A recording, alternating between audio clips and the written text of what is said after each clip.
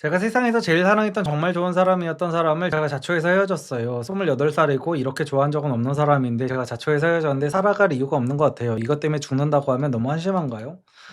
네, 한심합니다. 왜냐면은 저도 그랬던 기억이 있어서 알아요. 나중 가서 보면은 이 질문하신 우우님이 어떤 인생을 사느냐에 따라서 저도 20대 때, 10대, 20대 때 여자랑 헤어지고 울었던 적도 있고 그랬었거든요. 막 미치겠는 거야. 막 속이 너무 답답하고 막 숨도 제대로 안 쉬어지고 돌아버리겠어 진짜로. 그런 경우가 있었는데 나중에 내가 어느 정도 그때보다 내가 나의 급을 올린 상태로 그 여자애들을 다시 보니까 내가 이런 애들 때문에 이렇게 되더라고. 내가 그렇다고 걔네들을 가볍게 만난 거 아니었거든요. 그때만 해도 정말로 너무너무 사랑했고 막 너무너무 얘네 없으면 죽을 것 같았고 진짜 막 그랬었는데 헤어지고 정말 죽을 것 같은 고통을 겪었는데도 나중 가서 보니까 와, 내가 이때 눈이 진짜 낮았었구나 이런 생각을 하게 되더라고요. 그래서 열심히 살다 보면은 그런 날이 올 겁니다. 본인이 어떻게 인생을 사느냐에 따라서 나이를 먹고 10년 후 20년 후까지도 지금 놓친 그분을 그리워하면서 그때 걔를 만났어야 되는데 하는 그런 인생을 살게 될 수도 있고, 인생을 어떻게 사느냐에 따라서 나의 퀄리티가 또 올라가면은 지금 만났던 여성분과 비교도 안 되는 여성을 만나게 돼서 그때 그런 애 때문에 내가 죽으려는 생각도 했었지 하면서 이제 웃으면서 소주 한잔 할 수 있는 그런 인생을 살게 될 수도 있습니다. 그래서 뭐 그런 뭐 여자 때문에 남자 때문에 뭐 죽는다는 그런 생각하지 마시고요. 여자친구가 저를 엄청 좋아하지만 슈테스트 느낌으로 일부러 헤어지자고 하는 경우도 있나요? 저를 엄청 좋아하는 게 느껴지는데 자주 못 보고 답장 속도도 느려서 서운한 티 좀 내다 헤어지자고 연락 왔습니다. 바쁜 남자한테 목맨다고 하셔서 진짜 열심히 산 건데. 옛날 틀딱들 노래인데요. 거미의 아니라는 노래가 있습니다. 이 노래를 들어보시면은 그 여성분의 심리를 알게 되실 거예요. 저도 그러니까 제가 방금 전에 말씀드렸던 10대, 20대 때 헤어져가지고 가슴이 너무 아팠었던 때가 있다 그랬잖아요. 막 울고 불고 막 이랬었던 때가 있었다고. 그 중에 한 번은 제가 먼저 헤어지자고 한 겁니다. 이 여자애가 한 번은 그냥 존나 나쁜 년이었어. 걔도 술만 마시면은 연락이 안 되는 거야. 그래가지고 한 번은 이 여자애가 또 술을 처마시고 친구들이랑 뭐 밖에 나가가지고 이제 놀러 나가가지고 그때만 해도 홍대가 되게 핫했었거든요. 홍대를 나가가지고 술 처마시다가 또 연락이 안 된 거야. 그래가지고 제가 개빡쳐가지고 야, 헤어지자 라고 한 거야 내가. 그러면 얘가 어떻게 해야 됩니까? 내 상상 속에서는 미안해 리서바 연상이었거든요 걔가. 그래서 미안해 리서바 앞으로 내가 잘할게 이거였는데 갑자기 얘가 오키 바로 이씨. 그래가지고 야, 너 장난해. 나도 그때 어렸으니까 야, 너 지금 나한테 사과를 해야지. 그래서 갑자기 얘가 내 연락을 생각하기 시작해. 분명히 내 생각으로는 내가 개빡쳐가지고 헤어지자고 하면은 얘는 나한테 미안하다고 울고 매달려야 되는데 갑자기 오키 바로 쿨하게 해버리는 거야. 또 그 지랄하고 다음날에 술 마시러 나가버리는 거야. 그래가지고 돌아버리겠더라고. 내가 너무 빡치는 거야. 빡치는데 나는 얘랑 다시 사귀고 싶어. 어떻게 할 수가 없는 거야 근데. 그래가지고 그런 경우가 있었죠. 이게 남녀에 국한된 문제는 아니고 그냥 찌질한 사람들의 공통점인 거지. 그러니까 내가 얘를 어떻게든 휘어잡고 싶어서, 아니면은 내가 생각이 짧다 보니까 빡친 마음에 어떤 뭐 헤어지자고 마음의 의도 없는 소리 했다가 이제 후회를 하는 그런 경험들이 대부분 한 번쯤 있지 않나? 나만 그런 건가? 나만 찐따였던 거야? 나만 찌질이었던 거야? 23살 흑수저남인데 금은수저 여자는 결혼하려면 어릴 때 가능성 보여주면서 결혼해야 하나요? 그게 성공 확률이 가장 높죠. 그러니까 남자가 20대 초반, 20대 중반까지도 나는 꿈이 있다 코스프레로 약간 대릴 사위로 들어갈 수 있는 가능성이 꽤나 높거든요. 혼자 외동딸을 키우고 있는 집 같은 경우에 이것도 저것도 아니다 싶으면 그냥 속도 위반이라도 해버리면 돼요. 근데 이제 남자가 30주를 넘었다, 이때부터는 이제 꿈파리가 불가능해집니다. 꿈파리가. 그러니까 20대 초중반에는 내가 흑수저여도 이제 긁지 않은 복권 코스프레를 할 수 있단 말이에요. 긁지 않은 복권. 그리고 여자들도 이 나이쯤 된 금수저 여자애들이면은 세상을 보는 시야 같은 게 좁고 세상 사는 경험 자체가 얼마 없기 때문에 이런 남자한테 홀라당 넘어가는 경우가 많은데, 여자도 어느 정도 나이를 먹고 세상을 겪어보고 하다 보면은 이제 꿈파리 남자들이 얼마나 속빈 강정인지를 어느 정도 알게 되면은 거기에 넘어가는 경우가 잘 없어요. 그래가지고 내가 정말 여자 잘 만나서 부잣집에 장가 가서 인생 피고 싶다면은 이런 경우에는 연애 스킬을 어느 정도 쌓은 다음에 최대한 빠르게 20대 한 중반 정도 이때까지도 이제 참 좋은 거 가르쳐준다.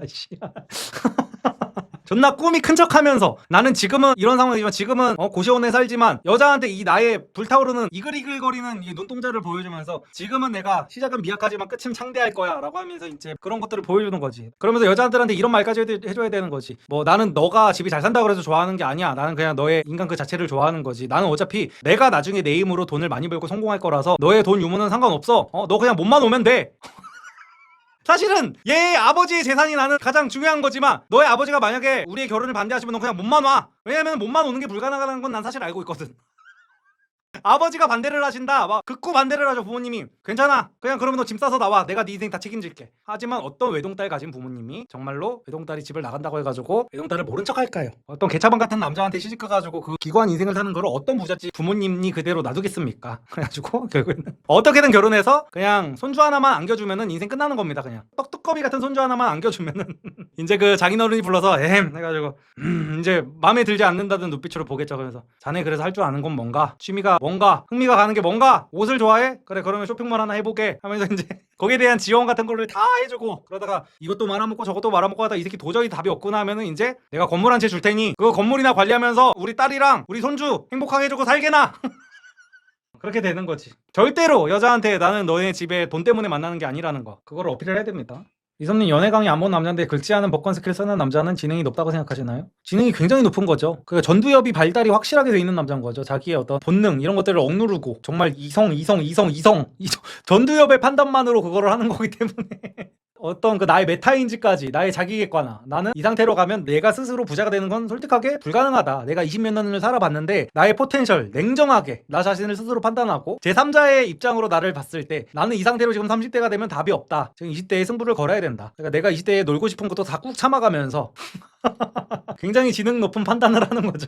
키스방에서 일하는 여자랑 연애만 하는 건 괜찮다고 보시나요? 예뻐서. 근데 그런 경우에는 근데 그 병 걸릴 위험이 너무 커지지 않나요? 키스방에서 일하는 여자면은 그 기본적으로 헤르페스 같은 거는 기본적으로 보유하고 있을 텐데. 근데 헤르페스 같은 것들이 이거 불치병이거든요. 제가 알기로는 한번 이 복균자가 되면은 치료가 안 된다고 알고 있어가지고 리스크가 너무 크잖아요. 이섭님도 19살 때 아가씨 만났다고 들었어. 아 근데 그거는 저는 모르는 상태에서 만났었죠. 그러니까 아가씨가 아니라 아니 그렇게 말하면 좀 이상하잖아.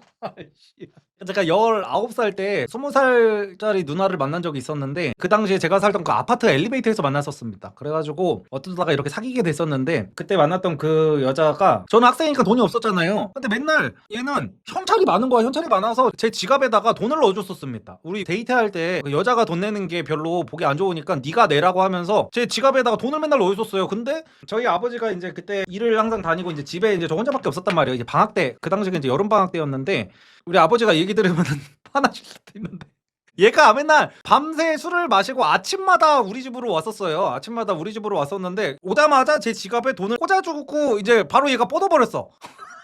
그래서 나는 아 얘가 친구들이랑 술을 이렇게 많이 마시나 보다. 20살 되면은 이제 어른이니까 저는 그때까지 미성년자였잖아요. 그래서 20살이면 어른이니까 이렇게 친구들이랑 술을 많이 마시나 보다 했는데 알고 보니까 얘가 일이 끝나고 퇴근을 우리 집으로 했었던 거지.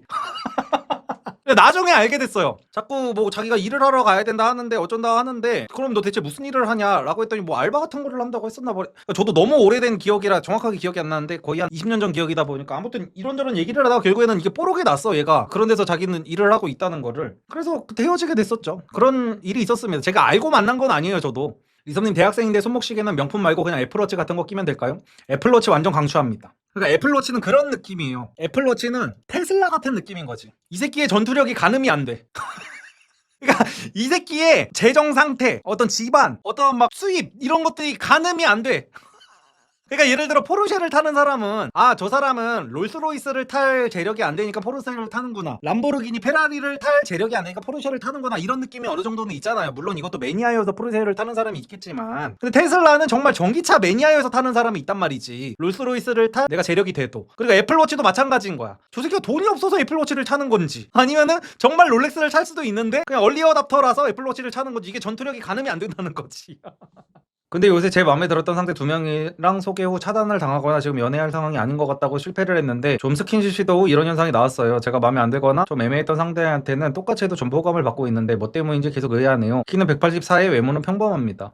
이게 마음에 안 들거나 좀 애매했던 상대한테는 전부 호감을 받고 있는 거면요 본인도 모르는 바이브 차이가 나오는 겁니다. 내가 진짜 마음에 들어하는 상대랑 별로인 상대랑 내가 똑같다고 했지만 사실은 똑같지 않을 거예요. 그러니까 멘트가 똑같고 어떤 데이트 코스가 똑같고 이런다고 해가지고 똑같은 게 아니거든요. 내가 이 여자한테 어떤 말하고 어떤 행동을 하고 그럴 때 내 디테일한 뭐 제스처, 눈빛, 말투 이런 거 자신감이 다 그냥 복합적으로 합쳐졌을 때 그 여자한테서 이제 호감 신호가 나오는 건데 이게 아마 다를 겁니다. 내가 호감도가 한 9인 상대한테 들이대는 거랑 호감도가 6인 상대한테 들이댈 때가 본인은 인지하지 못하겠지만 다를 거예요. 이게 뭐 예쁜 여자라고 해가지고 까인다, 덜 예뻐서 까인다 이거는 거의 아니라고 봐야 되고요. 안녕하세요, 리섭님. 19년도부터 구독해온 사람입니다. 궁금한 게 있는데 남자가 카톡 프로필을 증명사진으로 해두면 소개팅이나 첫인상에서 여자 입장에서 부담스러울까요? 아니요, 부담스럽지는 않고요. 그냥 존나 재미없는 사람처럼 보일 겁니다.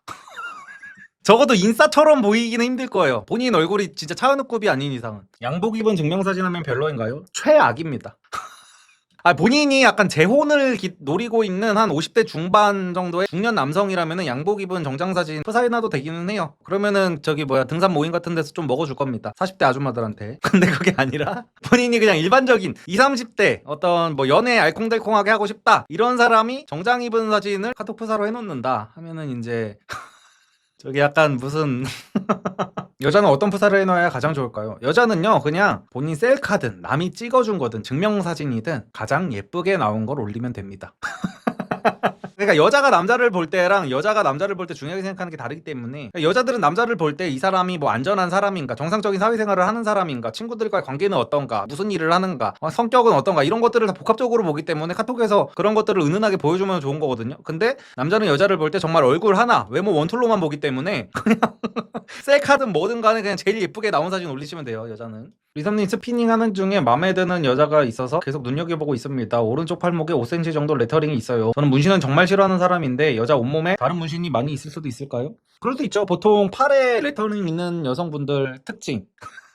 이것도 약간 빅데이터인데, 이제 팔에 이렇게 레터링 이런 데나 이런 데 있는 여성분들은 되게 소심하게 여기 발등 같은 데에 있거나 아니면은 이렇게 귀 뒤에 이런 작은 그 별문신 약간 이런 식으로 있거나, 아니면은 이제 그 쇄골 라인에 이렇게 있거나 약간 이런 식으로 조그맣게 있을 가능성이 높습니다. 근데 제가 매번 말씀드리지만 일단 만나보세요. 일단 만나보고 본인 눈으로 한번 확인을 해보세요. 몸에 어디에 있나 이렇게.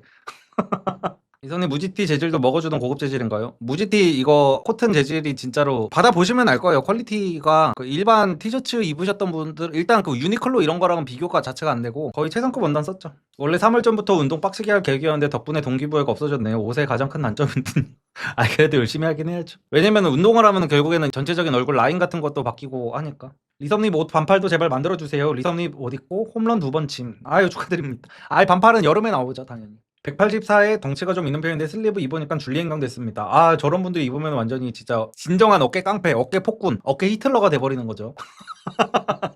이선님, 만났을 땐 괜찮은데 카톡 말투가 달라진 여자의 심리는 무엇인가요? 갈팡질팡하고 있는 심리인 거죠. 그러니까 정내미가 어느 정도는 떨어졌는데 막상 만나면은 괜찮아. 그러니까 이 여자도 지금 긴가민가 할 거예요. 지금 내 마음이 뭔지를 잘 모르는 거예요. 그러니까 이런 경우가 있어. 이성적으로는 이 남자랑 끝내야 된다는 걸 알아. 그래가지고 카톡 같은 거를 할 때나 이 남자랑 좀 끊어내야겠다 했는데 막상 만나면은 뭔가 합 같은 게 잘 맞는 거지. 아니면은 여자가 되게 착해가지고 막상 만나서 면전에다가 대놓고서는 되게 대면대면하게는 못하고 약간 이럴 가능성도 있고, 이거는 케이스가 너무 많아서 확실히 좋은 신호는 아닙니다. 근데 리선님, 술에 취해서 어머니를 때리는 폭력적인 아버지 밑에서 자란 여자친구가 있는데 여자친구는 나름대로 괜찮은 가치관을 가지고 있다고 판단됩니다. 좋지 못한 가정에서 자란 여자가 결혼하는 거 어떻게 생각하세요?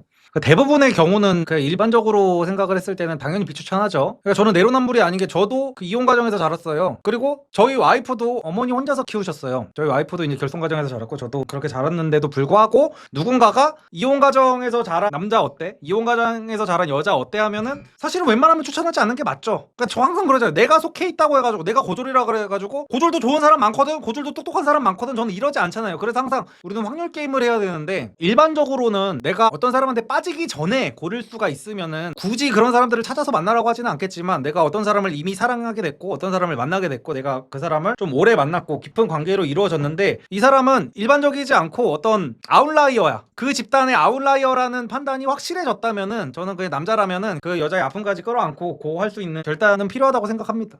리섭님, 여자친구랑 해외여행을 왔는데 제가 오자마자 몸살이 나서 거의 호텔에만 박혀 있었어요. 여자친구가 화가 많이 난 듯한데 제가 의도하지 않았어도 이해하고 미안하다 해야 할까요? 아니요, 저는 미안하다고 할 필요 없을 것 같습니다. 그러니까 미안하다는 말 자체는 해야 되는데, 미안하다는 말 자체는 할 것 같아요. 왜냐면 나 때문에 여자친구도 이제 못 나가고 있는 건 사실상 맞기는 맞으니까. 근데 예를 들어 그 상황이, 여자친구가 여행 가기 전에 오빠 우리 여행 가야 되는데 몸 관리 같은 거 잘해 라고 했는데, 내가 맨날 술 퍼마시고 맨날 밤새 게임하고 이러다가 건강관리를 조져가지고 여행 가가지고 아픈 거면은 당연히 여자친구가 화가 날 수 있고, 내가 이제 너무너무 미안하다고 사과를 해야 되는 건 맞는데, 그게 아니라 내가 아프고 싶어서 아픈 것도 아니고 내가 안일하게 건강관리를 해서 아픈 것도 아닌데, 아니 아픈 나도 서럽고 결국에는 여행을 못 즐겨서 짜증나는 것도 나도 짜증이 같이 나는 건데 그게 어쩔 수 없는 것 같다가 남자친구한테 짜증을 내는 건 아니지. 그냥 미안하다고는 할 것 같아요. 나 때문에 내가 괜히 아파가지고 같이 여행도 제대로 못 즐겨서 미안하다라고 했을 때 정말 좋은 여자친구면 아니야 오빠가 아프고 싶어서 아픈 것도 아닌데 괜찮아 라고 하는 게 정상적인 반응 아닌가요?